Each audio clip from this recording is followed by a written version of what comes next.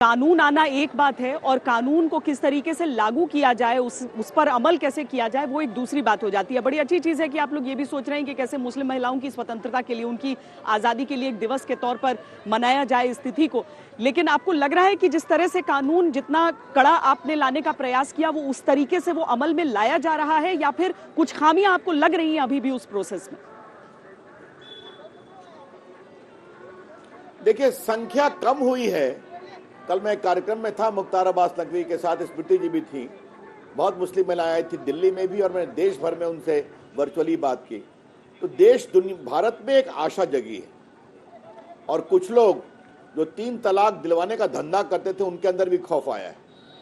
तो कमी इसलिए भी आई है, लोग समझते नहीं गलती हो रही है, तो कॉम्प्रोमाइज की संख्या भी बढ़ी है। ये अच्छी बात है। मैं कभी नहीं कहूँगा सब ठीक हो गया है, लेकिन जिस धड़ल्ले से 3 तलाक दिया जाया करता था, तो अब देने वालों के मन में एक खौफ है कि कानून है, हम जेल जा सकते हैं। और खवातीनों को, पत्नियों को यह अधिकार मिला है कि अगर ये जबरन 3 तलाक देंगे, क्योंकि 3 तलाक का मतलब क्या है? शादी खत्म, जाओ सड़क पर घर से निकल जाओ।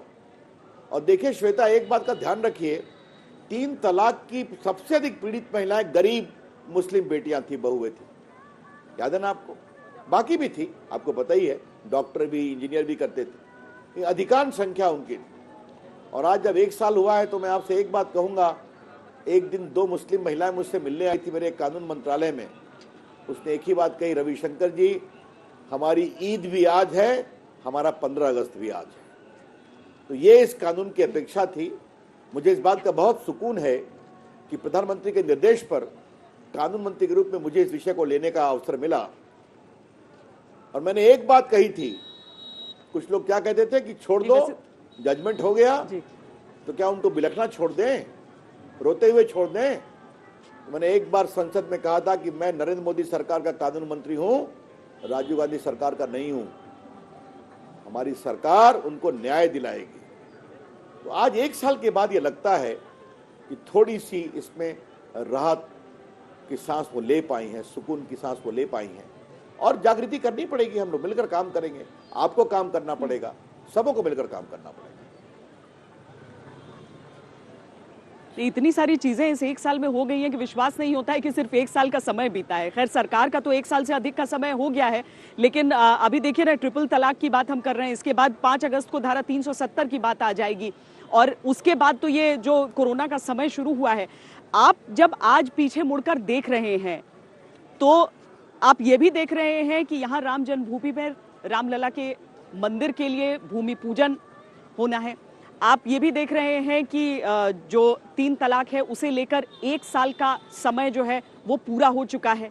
370 हटाए 1 साल पूरा होने वाला है, और जिस तरह की खून की नदियों की बात की जाती थी, वैसा कुछ वहां पर नजर नहीं आ रहा है। देखिए, मैं आर्टिकल 370 पे कुछ ज्यादा नहीं बोलूंगा, अब वो अतीत की बात हो गई। जम्मू कश्मीर भारत का अंग है, लद्दाख अलग है, दोनों यूटी हैं। और कश्मीर को आपने बहुत देखा है, और आज मैं आपसे क्षमा मांगते हुए आपके चैनल पर आपकी प्रशंसा करूंगा कि जिस तरह से आपने कश्मीर में वहाँ के नौजवान बच्चे सेना में, पुलिस में, सीआरपीएफ में, बीएसएफ में भर्ती हो रहे हैं, और आपने उनके भर्ती के मार्चिंग आउट परेड पर उनके माता पिता के चेहरे पर जो खुशी दिखाई थी, वही है नया कश्मीर। मैं खुद गया हूँ। आज जो वहाँ विकास की बात चल रही है, जो आतंकवादी कश्मीर सरहद के पार से आते हैं, उनके खिलाफ जबरदस्त कार्रवाई हो रही है, चलने दीजिए। लेकिन वहाँ के आम कश्मीरी अब विश्वास के साथ विकास की धारा में आना चाहते हैं, और आ रहे हैं, और उनके पूरे विकास का काम खूब किया जाएगा। आप देख रहे हैं, चाहे वो शिक्षा हो, चाहे वो आईटी हो, चाहे वो पूंजी निवेश हो, चाहे वो बाकी कश्मीर के विकास की बात हो, लद्दाख के विकास की बात हो, जम्मू के विकास की बात हो, ये काम चल रहा है।